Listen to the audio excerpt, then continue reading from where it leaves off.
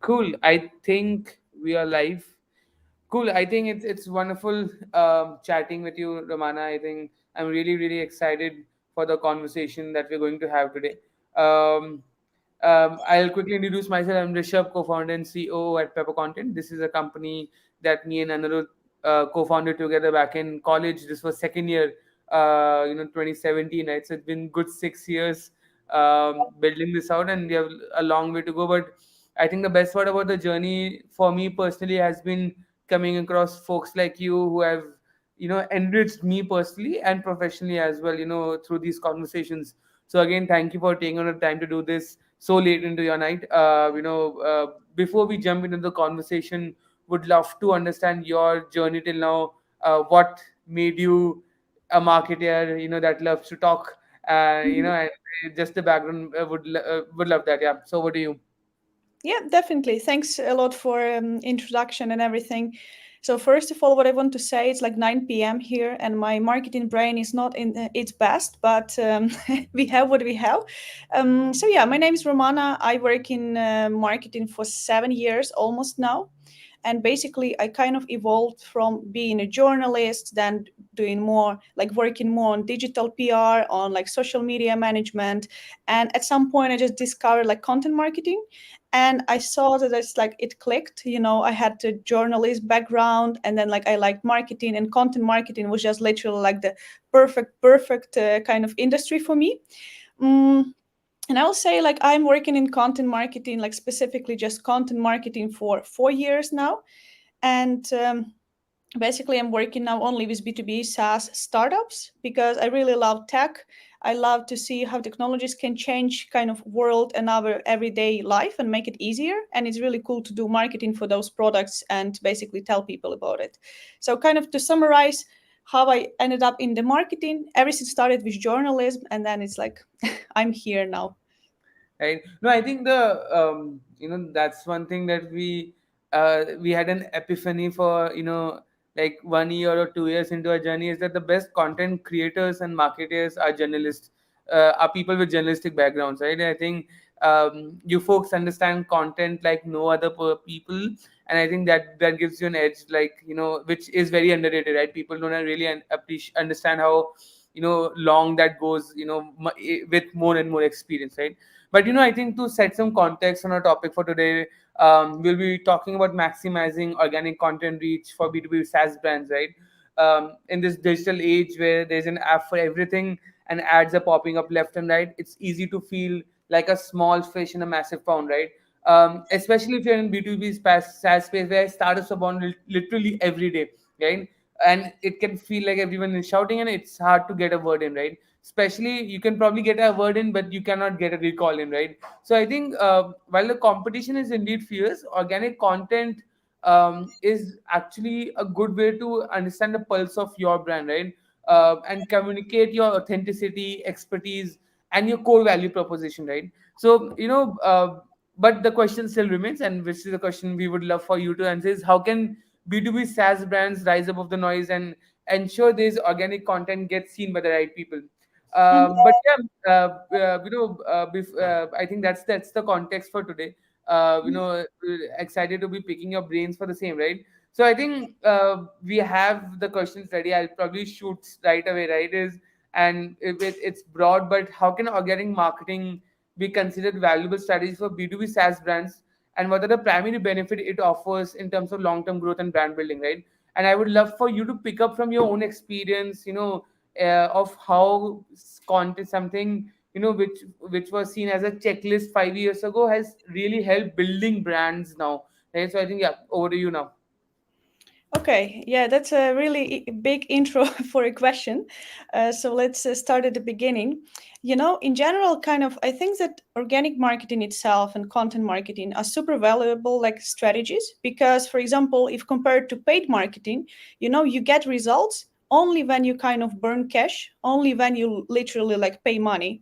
While organic marketing, so first you work on it, and later this organic marketing will work kind of for you.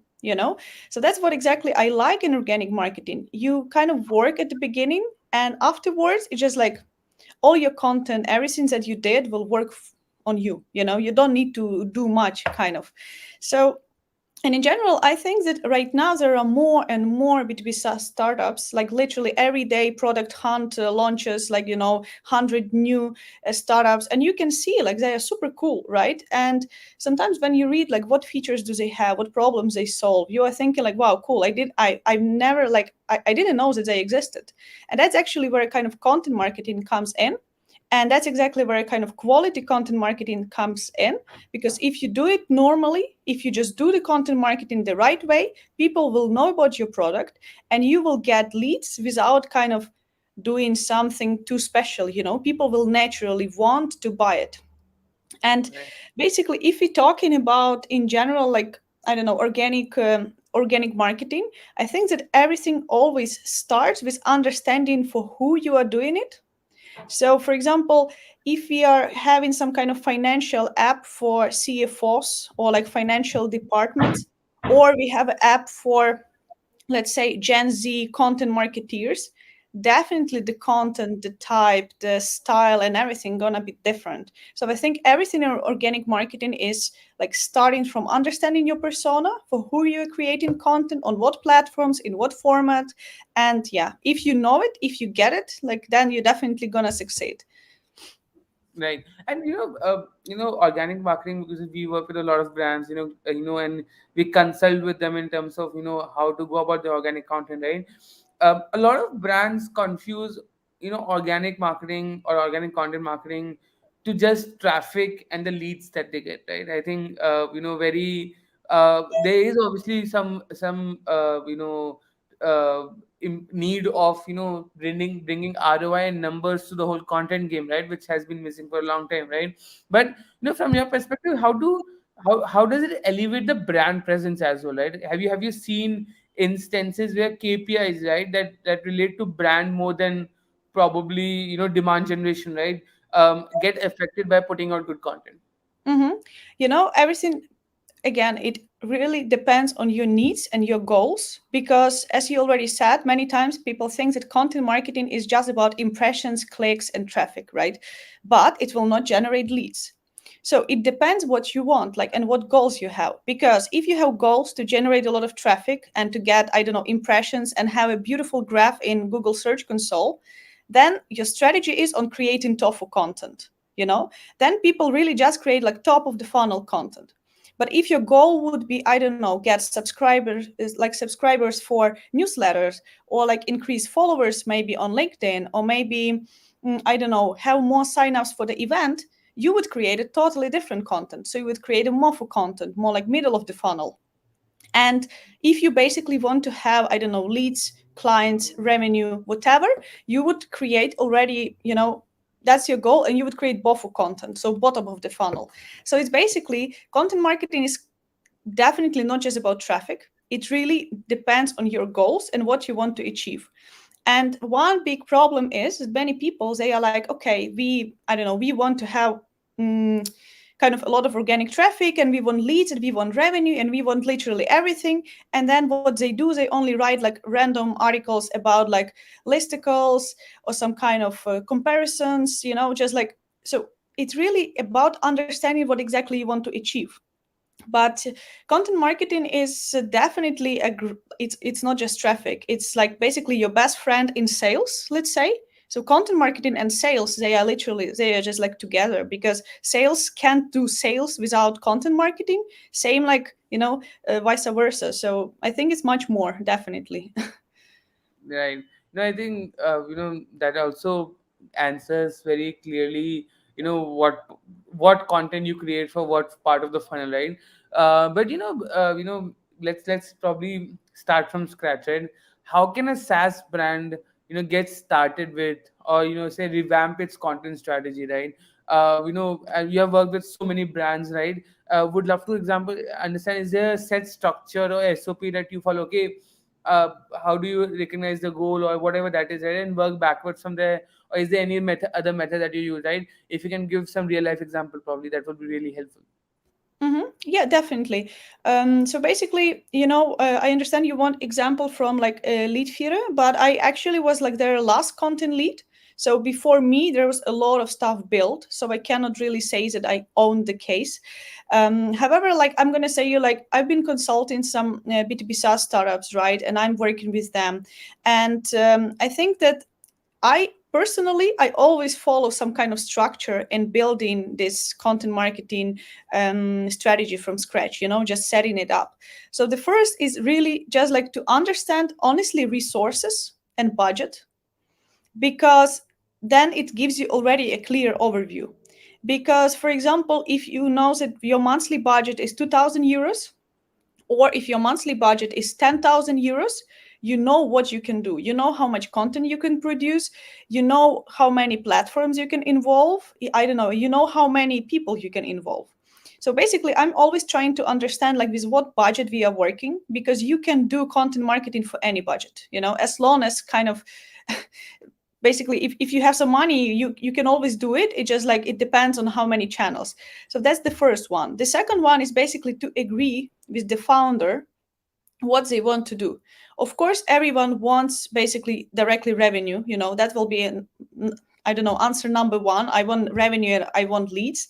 However, you need to kind of agree with them that you still need to do brand awareness. You need to find a balance of like what you do for SEO, what you do people first, what you do for customers. So then I'm trying to find kind of balance of what exactly content I want to create. Do I want to just drive a lot of traffic to kind of their website, like, okay, or do I want to not drive a lot of traffic but I want to drive really quality? Then I'm going to go for some like low keywords. So it really like kind of depends. And once I have this understanding of like what budget I have, what goals I have, and like with what I need to work, I always start with kind of creating like a huge map of topics we want to cover. Like I call it like pillar pages, topic clusters, supporting pages. So personally, I'm trying to visualize it, literally to see it like all on a paper, on a Miro board or whatever, just to see that, for example, this is our main topic. These are all that we can cover. This is all keywords that we have. So I'm creating like entire huge map that later like I'm sharing it with this founder of startup, and we can kind of discuss and see. And as soon as you have this kind of approved, like that's time to go on a stage, we can say it like that. It's time to start implementing these ideas, publish blog articles, repurpose these blog articles into LinkedIn posts. I don't know, making some videos. And the most important, because as we're talking about doing a strategy from scratch, is to kind of analyze the performance of all the content pieces. Because if you just start, you don't know what's going to work. You don't know if blog going to generate for you leads, or maybe LinkedIn will generate for you leads, or maybe nothing will generate for you leads and you will need to start a newsletter. So at this beginning stage of the first half a year of setting up this kind of strategy is definitely just to see what kind of more people react to, what they like. And when you know it, when you found like basically what your buyers like, you just need to double down on it. Like you just need to scale and drop the channels and content formats that do not work. So kind of, that's the biggest, basically that's the entire checklist. And because then when you understand what works and what doesn't, like that's it, just adjust it, scale, and you have it.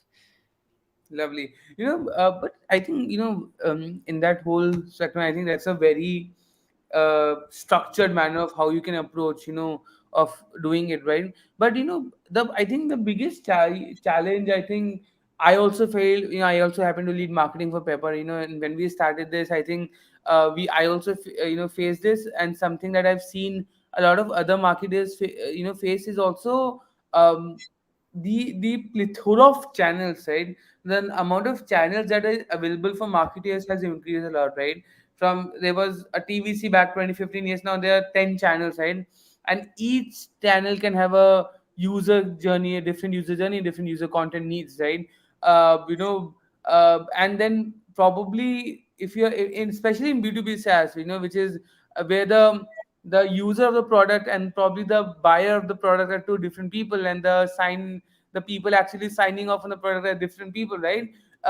There, all these personas sit at different, places, right? And how do you build some for something as complicated as a B2B buyer journey? I think that's the most complicated, because when you're talking B2C, you're talking to directly to the person who's probably use and buy the product, right? In most cases, right?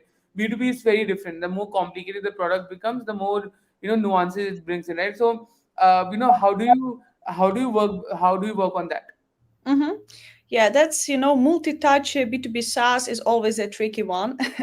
But honestly, you're just kind of trying to figure out where your buyers are and where do they kind of, I don't know, see your content. So for example, like I was working at Leadfeeder, and Leadfeeder was website identification tool, right? Website visitor identification tool. So basically we could see what people from kind of what companies are going and checking specific pages, or what was their kind of journey when they started, landed, let's say, on blog article and ended up signing up.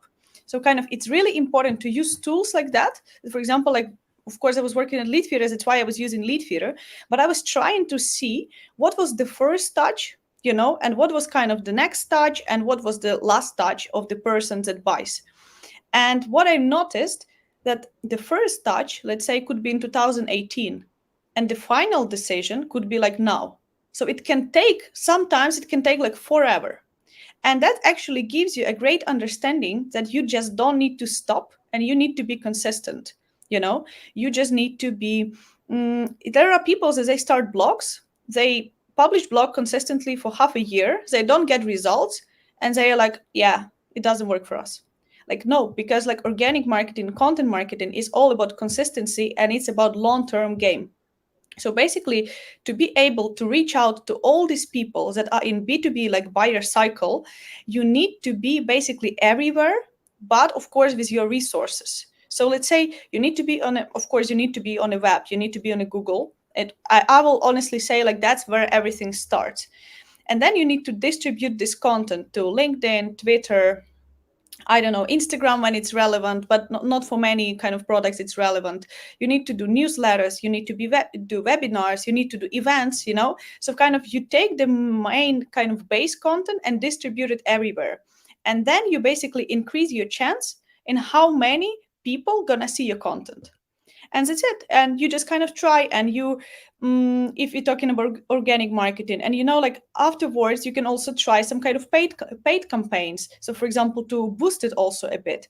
So my kind of recommendation here would be to focus on few channels, like maybe not so many. You don't need 10 channels. You need, at the beginning you need 2 channels, let's say, maybe 3 channels. You focus on them and you make like the best qualities that can only be, and you will be able to kind of reach out to people. Because you know for example, today we are talking with you about something and maybe nobody knew about like a pepper content before, but now we are definitely doing again like some multi-touch for maybe your buyers. So it's really kind of to stay consistent and focus on like quality content on few channels. Right. Right. And I think, one thing that always stands out, and one thing that, always comes across when you ask marketers is they're always constrained for budgets. I think they never get what they need, right? They never get the full requirement that they probably ask the management for, right? Would love to understand some, low cost effective experiments that you've run, that have yielded good results for you, right? In content, right? In India we say that as jugaad. It's a a word that we use for low cost experiments that have outsized returns, right? So would love to understand something of that sort from you as well. Yeah, I will say that the best kind of thing to do with low cost or like limited resources is to focus on what you already have. So let's say also, there was a crisis and people lost marketing budgets, let's say, and you cannot create sometimes as much content as you did. So what I would do personally, I would focus on what I have. So for example, I would go back to my content that I've written a year ago and I would optimize it for Google again. I would rewrite it. So for example, we did some like, I will show you the real example with Leadfeeder. So what we did, we took like 10 articles, the most performing articles from the last few years. we did entire optimization of like adding new keywords, adding a bit of new copy, rewriting copy, updating it.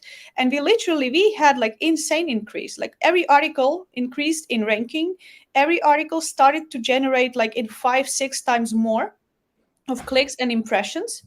And I actually was writing about this case on LinkedIn, but that's honestly, it cost nothing. Like to do something like this cost nothing. You take what you already have, and okay, of course, you need some tools. For example, I'm using like SEMrush and ClearScope or Surfer SEO. Yeah, but that's basically, in total would be like 200 euros per month. It's nothing. So that's one of the things that you can do. The second one, what I would say is like limited resources and kind of low cost is would be like distribution. So go back to these blog articles that you have, make them as a video. Go back to these videos that you have, make them as transcript and make them as a blog. You know, I don't know. Go, for example, today we are speaking with you at the event. You can cut a certain video clips and put them on LinkedIn, or you can cut a certain videos and add them to your blog articles. So kind of like the best approach in content marketing, if you want to do something and you want to do something and you have limited resources, is definitely kind of use what you already have, redo it, reuse it as much as possible, and just like go with this. It works great. I've had the chance to work, with big budgets, like 20,000 euros monthly content marketing budgets. But I also had a chance to work with 1,000 euros content marketing budgets. And you can do both. It's totally different game, but in both cases, you can do something and achieve great results. Got it. No, I think that's the exact thesis on which we are currently building a product, right? As to creating new content and everything is okay, right? But how do you ensure that whatever you have invested already in the time, the energy, the money, right? How do you get the best value out of that? And how do you pick the lowest hanging fruits, just like you said, right? Optimize them and get more and more traffic, right? And I think we call it the content refresh module, where we are focusing on something like that. But I think that's a brilliant way to put it, and I think personally that helps us you know at least understand that probably we are thinking in the right direction, right? So I think thank you for that. Going forward, right? I think with so much happening, right? Especially AI content, right? I think before I jump on the future of the whole marketing content, right, would love to understand what's your take on AI content, and how are you using it personally in your in your workflow, daily workflow? AI content, my favorite topic. I had a really interesting conversation a few weeks ago with other content, like head of content and content marketeers. And the question number one was like, will AI replace us? And everyone said no. So basically, I will be honest, I'm using AI daily, but I'm not using it for writing copy.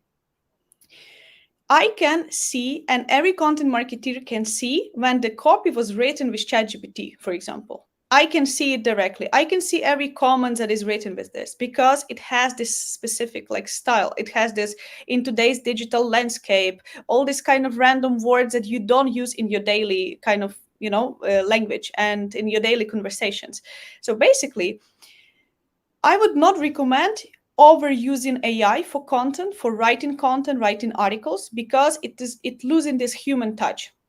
However, what I would recommend is using ChatGPT for additional research, for example. When you write a content brief and you have five H2s or five H3s, and you're like, I would still like to add something. You literally just copy paste your brief into AI and you're like, hey, maybe generate a few more ideas.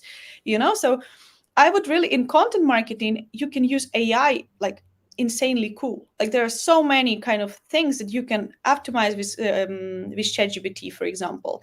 But definitely, I would not recommend writing copy with it. Maybe to check grammar. I'm honestly using it. I just like drop the message and like, hey, check the grammar.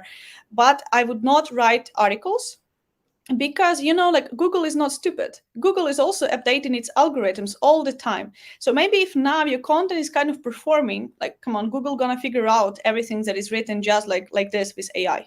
So maybe if now you're even growing, you're gonna like have a significant drop afterwards. That's if you're talking about like content writing part of like AI. However, one of the biggest recommendation here would be to use AI tools such as ClearScope, Surfer SEO, I don't know, Text Blaze, and some other tools that make your life much easier in terms of, for example, writing content briefs or understanding the score of your content piece and how likely you can rank it higher.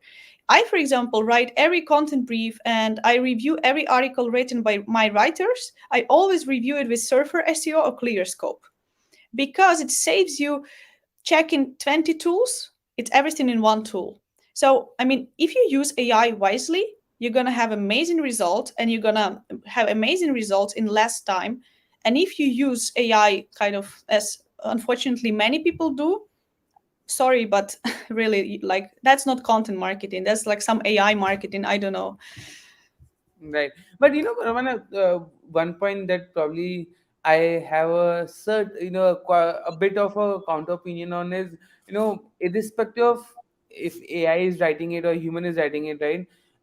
If the content is helpful, if the content really engages people and everything, right? Do you think Google will really penalize you for that? Like, do you think it will go in that direction? No, if it's helpful, I mean, if it's not just written with AI, it's not gonna penalize you. You can do it smartly, even if you use really a lot of like AI and ChatGPT to write the content. Please just add a bit of human touch, add quotes from people, add videos, make some personalized graphs. That's exactly about playing like the AI game wisely. It just like I've seen literally people doing like because I open many blogs, I always analyze them. I need to do it like for my work to understand like where do we stand. And I can literally see that some people take the title, let's say, what is B2B SaaS? They put it in ChatGPT and they say, like, hey, write an article on what is B2B SaaS. And they just copy paste and publish. That's it. Literally, like sometimes they even forget to remove powered by ChatGPT 4 or something. So, but no, definitely, if you write a helpful content, if you include all these kind of elements, right now you can make with AI in 10 seconds, you can make that people can click on one button and they can listen as a podcast to your article, for example. That's already something more interesting. So it's really about like using all these additional elements that Google wants in this like new EAT, like algorithm, when they want like expertise, when they want like real people behind the content. If you combine both, like AI and people, you win. Right. And but with so much changing, right? With AI, SEO, people started questioning SEO and search, the inherent structural changes that may happen over the few years, right? How do you future proof your efforts right now, right? If you're building a brand right now as a founder, as a marketer, right? What do you do right now, that can ensure that you stay the test of time, right? You be relevant 3 years, 4 years down the line, with the B2B SaaS landscape changing so much. I don't know. Honestly, like I have no idea how it's gonna change in 3 years, let's say. But it's honestly just like keeping up with trends, but also not being distracted by trends. That for example, recently what we had, Instagram launched this new platform like Threads, and many people went on it, and it just like now it crashed. Nobody hears about this anymore. The same with like Clubhouse a few years back. You know, it was such a big thing. People got distracted by it, they invested a lot of time and it just crashed. And I don't know, maybe tomorrow, I don't know, Twitter will again announce some random new things that we don't know about. So it's really just kind of reading, I don't know, checking algorithms, checking updates of Google, checking updates of LinkedIn also. LinkedIn positioning and algorithms are changing also every day. So it's more like trying to figure out what is happening, trying to really deep dive into data. Data will show you and predict a lot of things. Because, for example, if I can see that one article was ranking like insanely high on a number one position in Google and driving millions of traffic every day, I can see that now it's not working. And I'm just like, okay, why? It's because keywords are dropping positions. Also because the topic is not relevant anymore, people are not looking for this. So it's really just like if you want to know how and what and how to stay relevant in 3 years, it's just like to do a little baby steps every day trying something new, every day trying to improve a bit. For example, you, let's say you are a B2B SaaS company and you're recording a podcast. Cool, nice, maybe it's working now, but let's say in 1 year it's not gonna work. So maybe then you need to go on Instagram reels with your podcast. Maybe you need to go to YouTube shorts with your podcast. Maybe you need to launch not a blog, but you need to launch like entire media kind of machine in your company. It's really like check in what other people do, try to do it better, do baby steps, and just see. I have no idea how ChatGPT gonna work, how AI will work, but I'm definitely sure that we live in super interesting kind of times of all the AI and content marketing like intersection. Lovely. You mentioned about data, right? Probably this will be my last or second last question is any instance when you remember a B2B brand utilizing data driven insights to pivot or just fine tune its organic approach and saw remarkable results. Sorry, can you say again what exactly you mean? So basically, any instance or example you have where a B2B SaaS brand, probably use data and insights derived from it to tweak their organic, approach Hmm. and saw remarkable results. Hmm.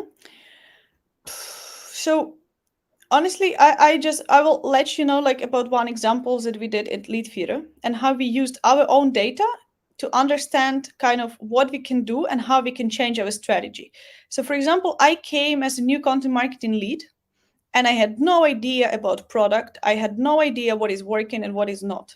So the best here is to ask your like customers, to ask people that are using your tool, to ask users what they expect from you.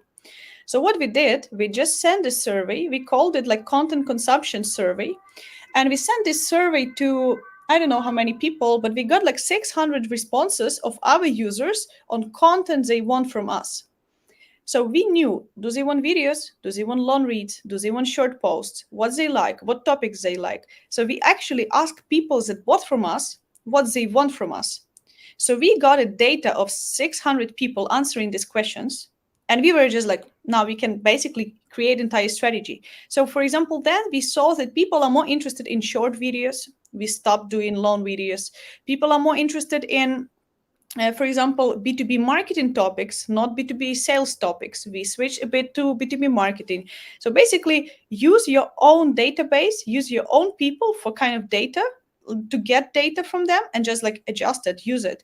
The same goes with your dive in into your CRM, see what companies come in, see how much time it like how long it takes for your sales to close the deal. So basically dive in into everything you have internally and use it. It's like the first step. The second one could be to make some kind of research a bit, maybe with few more companies combined together, have, I don't know, 3 or 4 companies working on one research.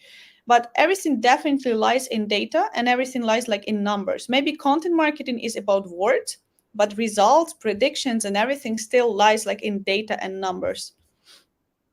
Got it. Got it. Cool. Rana, last question, more generic advice question is, you know, any one advice that you have for marketers or founders building for the future? One last advice.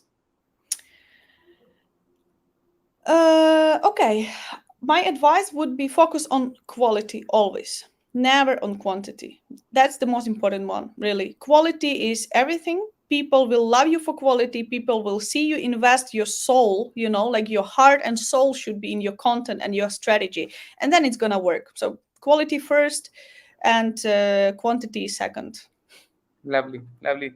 Cool. I think that's it from my side, Romana. This was a very wonderful conversation. I think we'll take a question or two from the audience who are viewing this. I think we have a question here. Is I love to. They would love your advice, Romana. On is what organic strategy would you recommend if your product, which is defining and breaking out into a new data niche, has no high buying intent keywords? Would you take focus away from your blog or still create blog posts for consistency and content banking sake? Oh, that's a very interesting question, actually. Yeah, it's a great one. Thank you, LinkedIn user. Sorry, I can't see the name, but so basically, if you don't have like high buying intent keywords and you don't know on what you want to do from like SEO perspective, I would honestly focus more on thought leadership. So I would focus on thought leadership on LinkedIn, for example. Try to kind of like thought leadership and demand generation, you know. So I would try to talk about this product. I would try to get into every possible discussion regarding your industry and your product. I would go on webinars. I would write really consistently together with your co-founder or your team on LinkedIn. I would engage with other people. So kind of, you know, you are like, there are no high buying intent keywords. You know why? Because like you still didn't create demand. So people don't know that something like this exists. So you need to take that first step of start telling people that there is a problem, there is a solution, and this solution is us. So start with that, and later just always kind of keep track on Google, keep track on keywords, because at some point people gonna Google about it. They will look for it.